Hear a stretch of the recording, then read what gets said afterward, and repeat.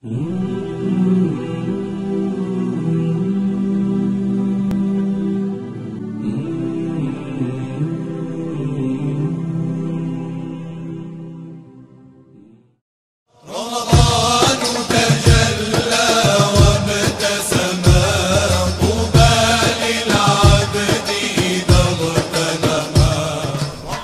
عليكم ورحمة الله وبركاته. الحمد لله رب العالمين، وصلى الله على سيدنا محمد المبعوث رحمة للعالمين وعلى آله وصحبه ومن سار على نهجه إلى يوم الدين. Наступил месяц Рамадан, несущий с собой блага и дары от Всевышнего Аллаха, Аль-Хак Джалля Джалялюху, которыми Он наполняет сердца искренне встречающих этот месяц. Велик удел человека, искренне встречающего Рамадан. Его тело получает свой удел из благ этого месяца, его нафс получает удел, его сердце получает удел, его душа, рох, получает удел, его сир получает свой удел. Человек получает свой удел из этого благословенного месяца. Также в нем есть уделы для тех, кто окружает его, и для того, что его окружает. Потребность тела в этом месяце связана с приучением его к усмирению своих желаний, а также с освобождением от привычек, с очищением от грязи, от слабости и пресыщения, чтобы это тело было готово к выстаиванию ночью в поклонении, а днем к посту, чтобы оно сумело вынести это. Нафс человека имеет свой удел в месяц Рамадан. И удел нафса – это великий удел. Он заключается в том, что нафс в этот месяц готов для воспитания путем очищения. Нафс, который играет нами на протяжении года, как это обычно бывает, порабощает нас своими желаниями. И очень часто мы бываем не способны освободиться от его власти над нами. И вот пришел месяц Рамадан, неся в себе преобразование для этого нафса, который заключается в покорении и очищении этого нафса. И настало время поста, который является воздержанием от истинной зари до захода солнца, от еды, питья и всего того, что нарушает пост. Еда и питье – это две основные причины в этом причинном мире для поддержания жизни, для продолжения жизни человека. Это то, что дает человеку энергию, с помощью которой он продолжает жить. И вот пришло время, когда нам велено оставить нечто, благодаря чему мы продолжаем жить, чтобы в этом было обращение к нафсу. О, нафс, ты смог оставить то, на чем основывается вся твоя жизнь. И как же ты можешь утверждать, что ты не способен отринуть то, от чего не зависит твоя жизнь? Более того, это привычки и обычаи твоего тела. Как ты можешь быть довольным тем, что в тебе укрепляется плохая, мерзкая привычка или обычай, которая становится преградой между тобой и возвышением, становится преградой между тобой и связью с Аллахом, и это является доводом в течение дня Рамадана против нафса? Далее к нам пришла сунна умеренности в разговении.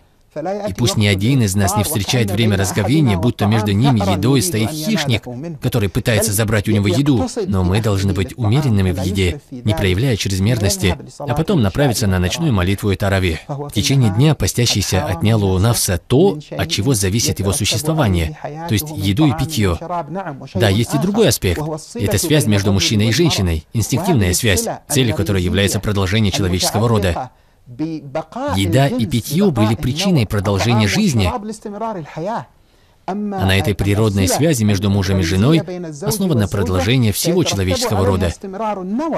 И человек оставляет ее ради Аллаха на протяжении дня. Когда приходит время таравиха, человек встает на молитву, но его нафс в этот момент сильнейшим образом склонен к лени. Я постился весь день, а в этом году Рамадан выпал на лето. В это жаркое время, длинный день и короткую ночь. Я покушал, и, быть может, мой живот отяжелел из-за того, что немного перешел грань того, в чем нужна была умеренность. Я ощущаю тяжесть. Нафс стал склонен к отдохновению, и в этот момент ты подавляешь его, в тот самый миг, когда он страстно желает отдохнуть. Ты подавляешь его, чтобы предстать перед Аллахом, субхану ва тааля.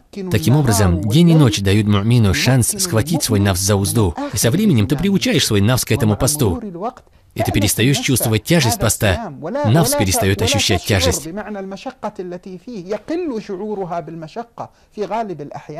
В этом для нас есть еще один урок, который человек должен внушить своему нафсу. И он заключается в том, что множество праведных, высоких дел кажутся нам вначале сложными, что выше наших сил начать совершать их. И также множество наших желаний из числа страстей, которые мы должны оставить, которые не являются благочестивыми, которые не идут нам, в которых нет пользы, но которые вредят нам. Мы воображаем, что мы не в состоянии отринуть их. И в этот момент мы обнаруживаем, что мы способны оставить и способны делать то, чего наш нафс не желает. Это урок, который пробуждает наши сердца. В месяц Рамадан есть дар для сердец. И он заключается в том, что с самого начала этого месяца звучит призыв к этим сердцам, дабы они освободились от завес. Что такое эти завесы? Завесы — это мрак, который окружает сердце, препятствуя наполнению сердца нуром проницательности. Он становится преградой между сердцем и возвышением в высотах ясного знания якина. Что это за мрак? Это упорство в совершении грехов. Без покаяния и возврата к Аллаху, без истихфара, без сожаления. Мрак, исходящий из того, что связано с ущемлением прав людей вокруг нас, из наших связей с людьми, которые строятся на злобе, ненависти, зависти, гордыне, лжи, неприятии. Все это тьма, покрывающая сердце. Приходит Рамадан с обращением к нашим сердцам, с призывом выйти за пределы этого мрака.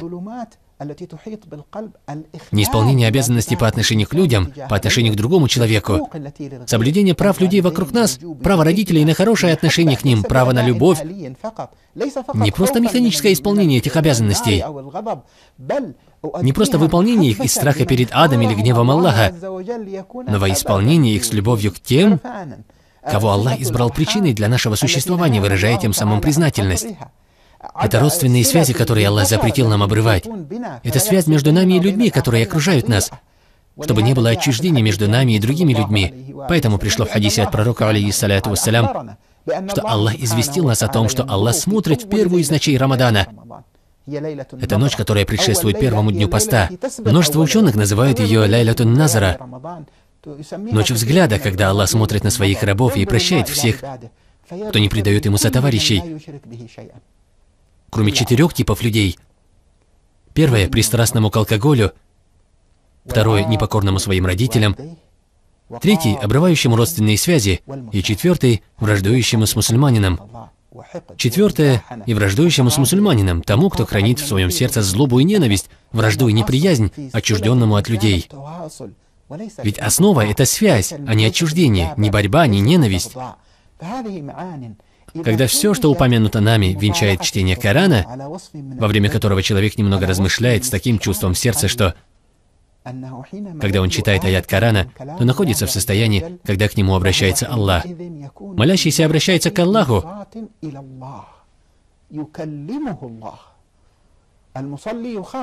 Читающий дуа обращается к Аллаху. Однако, когда человек читает Коран, это Аллах обращается к нему. Аллах говорит с ним, и сердце должно прочувствовать, что оно находится в священном моменте, когда оно подвергается лучам обращения Аллаха Азза ва Джалля. Тот, чье подобное состояние является для него привычным, не бывает занят количеством. Да, человек читает в день минимум 1 джуз. Быть может, пытается увеличить, но он не должен быть занятым количеством во вред смыслу. Нужно увидеть, что он пытается прочитать быстрее. Ты видишь, что он переворачивает страницу, другую, с мыслью: «Ага, я достиг руба, 8-я часть джуза, вот и хизб, половина джуза, уже 3 руба, вот я и закончил». Нет, суть заключена не в этом. Человек должен читать Коран, ощущая величие слов Аллаха. Если человек находит в Коране какое-либо повеление, в котором он проявил слабость, этот человек порицает себя за это неповиновение и обращается к Аллаху с мольбой, прибегая к Нему, чтобы Аллах помог ему в совершении этого дела. Поистине, когда это понимание освещает сердце, исчезает та тьма, которая его окружала, рух человека становится готовым получить свой удел из месяца Рамадан. Рух — это возвышение любви в человеке, потому что он является тайной, связывающей человека с Аллахом в поклонении и создании. И вдохну в него от моего духа: «О человек, в тебе есть тайна божественного вдохновения». Поэтому рух человека страстно стремится к высшему миру. И нет препятствий между духом человека и возвышением в любви и близости с Аллахом, кроме того, что было упомянуто о тьме и мраке, покрывающих сердце человека, того порабощения человека своим же нафсом. И когда человек освобождается от рабства своего нафса, упомянутым нами путем, сердце человека наполняется светом и уходит тьма. Рух человека начинает свое движение к высшему миру. Человек способен в этот месяц своим телом находиться среди людей, но душа этого человека будет связана с высшим миром. Ночь за ночью человек ускользает от огня. Он возвышается посредством своего милосердия, прощения, возвышается ночью Аль-Кадр, и эта ночь Руха возвышается созерцанием света этой ночи вместе с савабом этой ночи. И таким образом, плодом, результатом Рамадана является возможность Руха испробовать истину любви Аллаха. Ее укрывает нур любви Аллаха к ней. И таким образом он переходит к уделу сирра в месяц Рамадан. Сирр — это сама суть басирата, или суть той упомянутой нами проницательности сердца, когда человек освобождается от завес мрака, от слабостей нафса, когда душа сбрасывает оковы и наполняется нуром. Этот нур озаряет сирр. Тогда человек начинает чувствовать, видеть своим сердцем то, чего не видят те, кто упускает подобные понятия. Но разговор об этом может продолжаться долго. В преддверии Рамадана нам осталось еще раз проверить наши связи с теми, кто нас окружает, наши обязанности по отношению к ним, обязанности родителей по отношению к своим детям, детей по отношению к своим родителям, братьев к братьям, друзей к друзьям, соседей к своим соседям. Человек должен следить за отношениями со своими соседями, обмениваясь с ними едой, не испытывая при этом душевного стеснения. Более богатый из них должен навещать более бедного и заботиться о нем. Он держал пост, испытывая при этом голод и жажду. Это напоминало ему о бедняке, который не находит ни еды, ни питья. И дело не заканчивается на чеке, который человек подписывает и дарит. Конечно, жертвуй той суммой, которую ты можешь себе позволить, однако старайся, чтобы часть из этого пожертвования попала в руки бедняка лично из твоих рук. И в этот миг пусть рядом будет твой сын, чтобы сердце ребенка почувствовало милосердие, чтобы оно облагородилось этим смыслом милосердия, чтобы сын привык протягивать свою руку бедняку с адабом, со скромностью, с чувством того, что бедняк делает нам одолжение, принимая нашу садаку, потому что мы преподносим ему нечто, принадлежащее мирскому, а то, что мы получаем от этой милости, это дар Аллаха в ахирате. Тогда кто из нас выигрывает? Получается, это Он делает нам одолжение. Также к поддерживанию взаимосвязи между людьми относится внимание к состоянию этой уммы, стремление к сближению сердец, стремление к возвышению через любовь, стремление к поддержанию истины, стремление к противостоянию несправедливости, размышление о будущем, стремление освободиться от оков эгоизма, связанного с личностью человека, осмысленное внимание ко всему, что окружает эту личность. Если ты совершил суджуд, то помолись за себя, за своих близких, друзей, соседей. И проси Аллаха за всю умму. Вспомни о своих рабах, вспомни о своих братьях по иману и исламу в разных странах, оставшихся без поддержки. Обратись к Аллаху с мольбой об избавлении их от зла. Жертвуй сколько можешь на этом пути. Также вспомни своих братьев в человеке, ведь совершение добра не ограничивается теми, кто является частью твоего дина. Более того, оно не ограничивается человеком вообще. Ихсан — это качество, которое должно укрепиться в наших сердцах, прежде чем мы выйдем из Рамадана. Нужно озаботиться тем, чтобы возвыситься в Рамадан, чтобы почувствовать нашу связь со всем сущим, окружающим нас. Ифтар связан с оборотом земли. Твой ифтар начинается вместе с закатом. Ты связан с миром, который окружает тебя. Это связь и с неорганическим мирским, и с животными, и с растениями, а не только с человеком. Не говоря уже о том, если ты сократил ее до своего окружения из родственников или тех, кто соответствует твоему масхабу или дину. Нет, эта связь обширнее этого. Ведь ты в своем посте бываешь связан с оборотом земли вокруг своей оси. На рассвете ты связан с ней. Оставляя еду с восходом солнца, ты ощущаешь связь с зарей, за которой следует восход солнца. Ты приближаешься к восходу нура, свету саваба, нуру защищенности и мира в этом бытие. А когда солнце заходит, ты приближаешься к тому, чтобы вместе с ним и мрак зла, притеснение и испытаний также скрылись за горизонтом. Ты связан со Вселенной своим постом. Когда ты хочешь совершить разговение, ты нуждаешься в растениях и животных.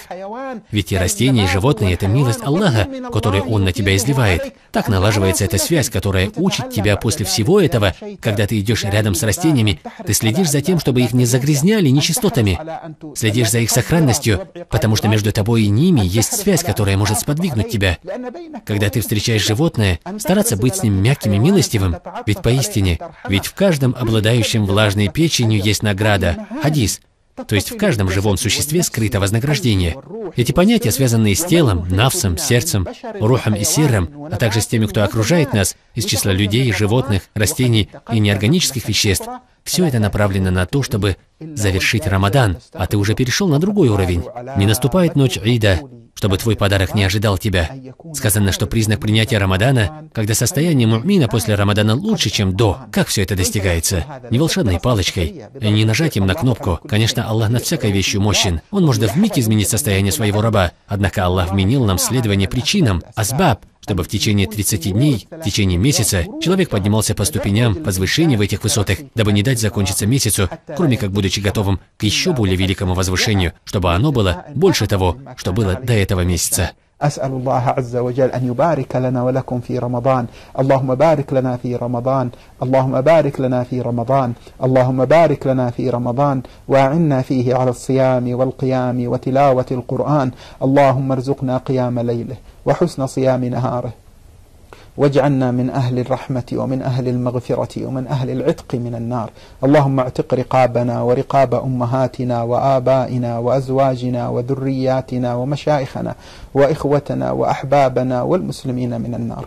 اللهم وبلغنا ليلة القدر وأشهدنا أنوارها ووفر حظنا منها. اللهم إنا نسألك في كل ليلة تعتق فيها رقابا من النار أن تعتق رقابنا من نار جهنم، وأن تعتق رقابنا من نار المعاصي والذنوب، وأن تعتق رقابنا من عبودية النفوس، وأن تعتق رقابنا من التعلق بالخلق على نحو يحول بيننا وبين الخالق، وأن تعتق رقابنا من احتباسنا على حب المنزلة في قلوب الناس، أن تعتق رقابنا من تعلقنا بالشهرة والمكانة والظهور، فإنها حجب تحول بين القلب وبين أنوار معرفتك. اللهم اعتق رقابنا من كل ما يحول بيننا وبين كمال المحبة لك والمحبوبية لديك. اللهم واجعل لنا في كل ليلة تفيض فيها على عبادك المحبوبين نصيبا وافرا.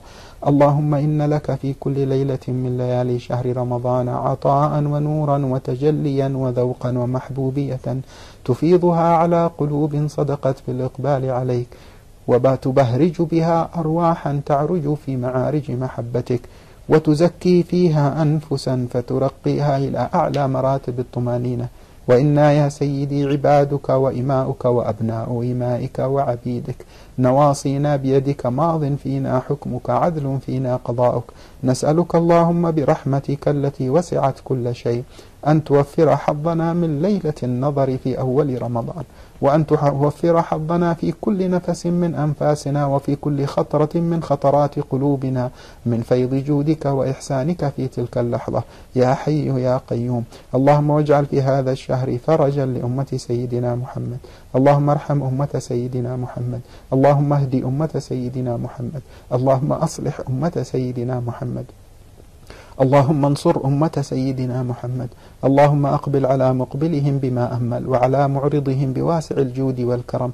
اللهم اغفر لمذنبهم وتب على عاصيهم، وأقبل بمدبرهم، ووفق مخذولهم، وزد الموفق منهم توفيقا برحمتك يا أرحم الراحمين.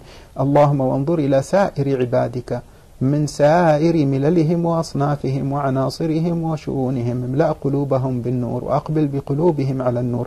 اللهم فرج كربة المكروبين. اللهم فرج كربة المكروبين. اللهم فرج كربة المكروبين. اللهم احفظ الحرمين الشريفين، وبارك في المعتمرين وزوار سيد المرسلين صلى الله عليه وآله وصحبه أجمعين، ولا تحرمنا الورود على تلك البقاع الطاهرة يا حي يا قيوم. اللهم احفظ المسجد الأقصى. اللهم احفظ المسجد الأقصى. اللهم احفظ المسجد الأقصى. اللهم فأيقظ الأمة من غفلتها. اللهم احفظ إخوتنا في فلسطين، ثبتهم على الحق. اللهم وفق المرابطين في بيت المقدس، وأعنهم وأغنهم من فضلك، وكن لهم وليا وبهم حفيا. اللهم انصرهم على من يعاديهم وعلى من يؤذيهم، والهم الأمة القيام بحقهم، واجمع شمل إخوتنا في فلسطين، وحد صفوفهم، وأزل عنهم نزغة الشيطان وسلطان الهوى برحمتك يا أرحم الراحمين. اللهم وإنا نستغيثك لعبادك في بلاد الشام. اللهم ارحمهم برحمة تليق بجودك وكرمك، اصرف عنهم من الأذى ومن البلاء ومن تسلط الأعداء ما أنت له أهل، واجعل عاقبة أمرهم رشدا. اللهم إنهم قد نزل بهم من البلاء ما نزل، وعظم الأمر الذي بهم قد حل، وإنا يا مولانا نسترحمك لهم ونستغيثك لهم ونستعطفك عليهم. اللهم انظر إليهم نظرة تجعل عواقب الأمر رشدا، واجمع بين قلوبهم على الخير، وادفع عنهم شر ظلم الظالمين، وارفع عنهم أيدي الشرق والغرب يا رب العالمين. اللهم انظر إلى عبادك في مصر، واجعل شؤونهم إلى الخير، وادفع عنهم شر الأذى والغير، وجنبهم الضير برحمتك يا أرحم الراحمين. انظر إلى عبادك في بلاد اليمن شماله وجنوبه، وانظر إلى عبادك يا مولانا في السودان وفي الصومال وفي أفغانستان. ارحم عبادك في تونس وفي ليبيا. اللهم ارحم عبادك في كل مكان. ارفع الظلم عن المظلومين وفرج عن المكروبين، وارحمنا برحمتك يا أرحم الراحمين. واجعل هذا الشهر شاهدا لنا بالحق، لا شاهدا علينا بتقصير منا.